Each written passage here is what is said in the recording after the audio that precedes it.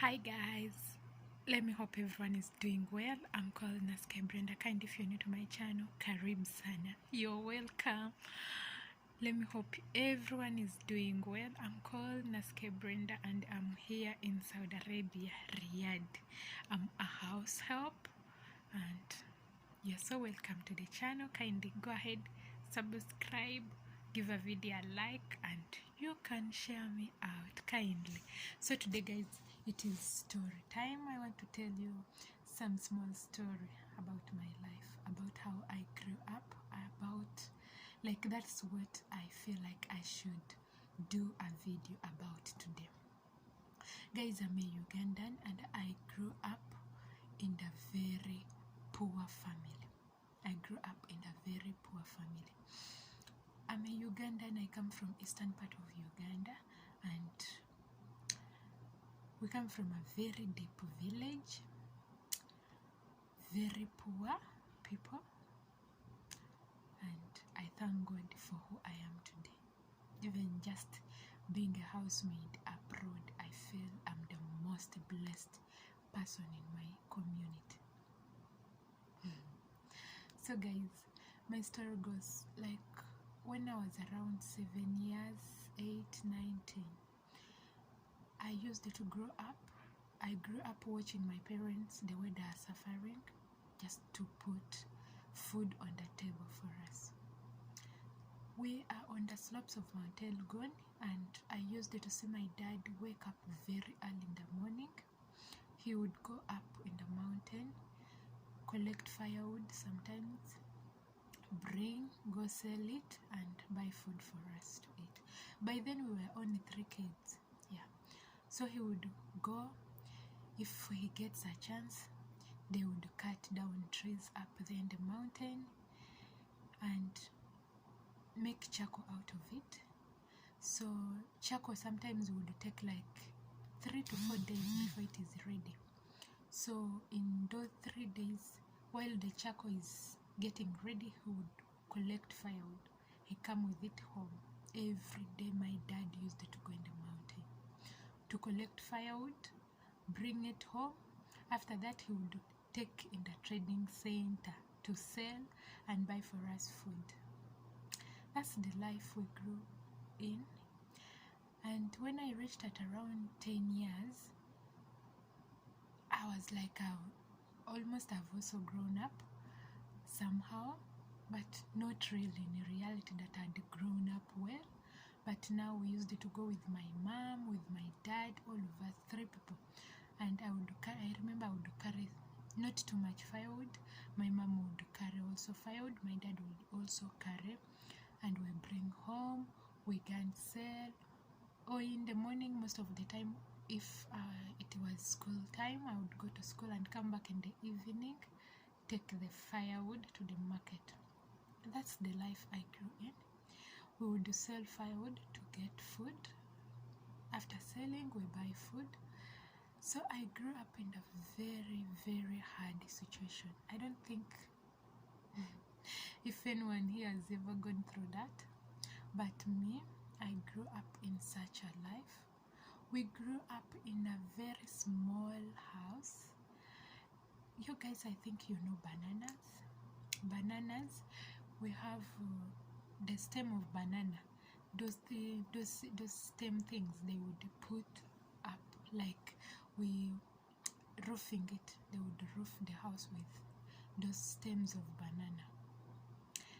And when it had rained, the whole house, water will be linking everywhere.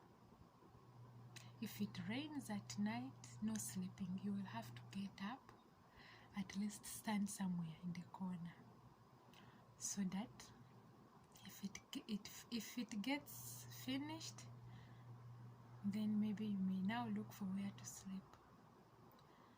So guys, the life I grew up in was so bad. And someone may say, but you people, why do you come in Arabia? And you know very well there is suffering, there is death, there is everything.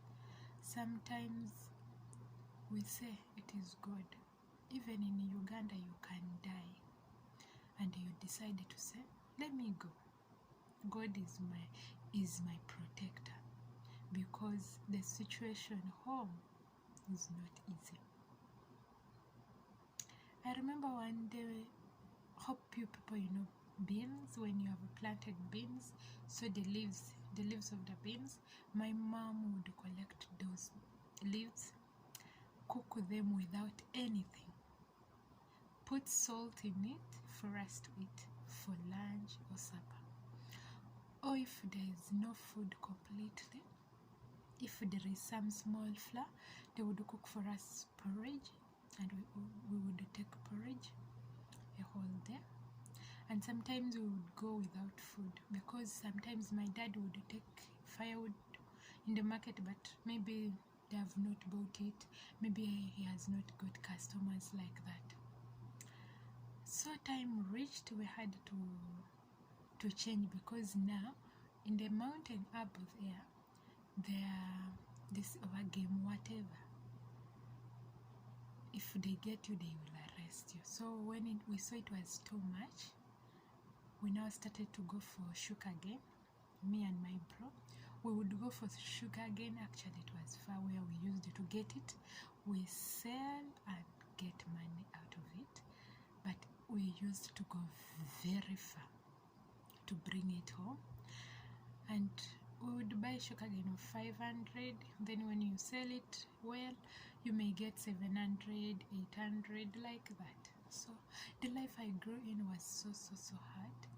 Sometimes when I sit like this and I remember, because I was the firstborn, so I saw everything. I saw how we suffered, I saw how we went without food, I saw how we slept. Sleeping, we used it to sleep on sacks. These sacks for, sacks, guys. We used it to sleep on it, and maybe covering ourselves was so hard even. Why so hard? So I grew up in a very terrible situation, and when I was in that terrible situation, my parents knew God very well. I would go to church. When we go to church, the first thing I would promise my mom, I was like, Mom, you know what? Me, I'm praying that one day I'll build for your house. One day I'll help you out of this situation. One day I'll do this for you.